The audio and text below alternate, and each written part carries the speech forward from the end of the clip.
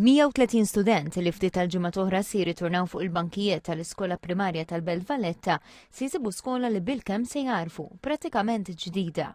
Parti mill-binja li ħallew warahom fit-tmiem is-sena skolastika li għaddiet inġibet ġebel u saqaf u minn ġewwa tinbena mill-ġdid biex tilqaħħom f'ambjent modern aktar aċċessibbli u sigur.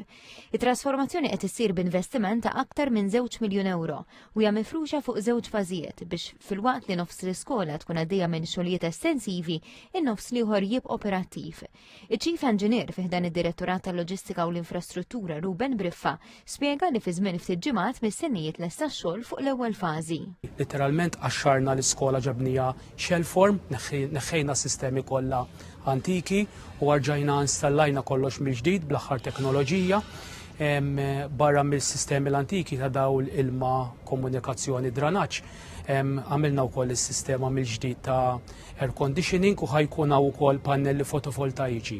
Ix-xogħol saħansitra ħareġ lil mill-binja biex tkun tista' titħaddem is-sistema l-ġdida tal-arja kondizzjonata kellha ssir trinka mis-substation li tinsab madwar 60 metru l-bogħod mill-iskola u fiha tpoġġa kejbil ġdid.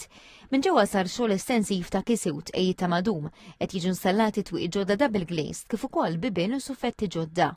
It-tiġdid qed jagħti importanza wkoll lill-aċċessibilità. F'kull solar kamra tal-banju aċċessibbli għal persuni b'diżabilità, filwaqt li l-kuluri u l-finituri jintażlu biex iqisu l-ħtiġijiet sensorjali ta' studenti bl-awtiżmu. L-iskola se jkollha wkoll sistemi ta' sigurtà ġodda, fosthom minħabba nirien, alarm kontra tħul mhux awtorizzat u CCTV fl-ispazji komuni.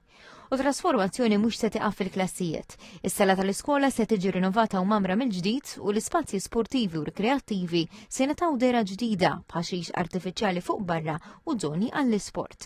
Waqt żjara biex jara l-progress tax-xogħlijiet, il-Ministru għall-Edukazzjoni u l-Isport Byron Camilleri qal li din hija skola bi storja importanti fil-qalba tal-Belt Valletta li tul is-snin rat fiha ġenerazzjonijiet sħaħ ta' tfal Beltin.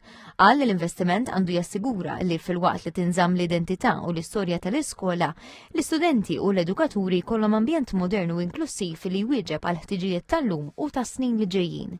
Il-proġett jagħmel parti mill-Edu Infrastructure Program mifrux fuq 13-il sena li permezz tiegħu kull sena qed isiru interventi fit 8 skejjel skont il-qafas tal-Istrateġija Nazzjonali għall-Edukazzjoni 2024-2030.